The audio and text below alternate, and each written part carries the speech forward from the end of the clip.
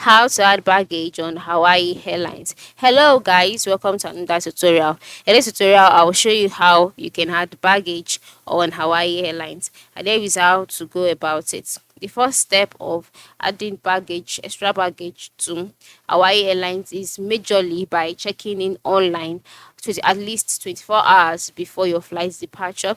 And how can you do that? Logging into the application or into the website, and then once you're logged in for the website, you would see the check-in option together with other options like book, manage booking, and all of the likes. But for the app, on the home page, you'll see the option check in, so just click on check in that way. Now, after clicking on check in, you can see the check in page. On this page, type in your confirmation code as well as your last name in here, and then click on search, and then you'll be taken to another page. On this page, while you are now following the processes, following the instructions in order to check in, you can also see the option add bag. All right, because bags may be added when you check in for your flight online. So just follow the procedures and then select add bag.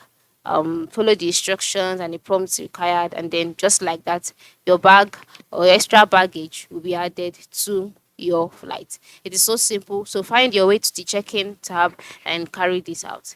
Thanks for watching and have a good day.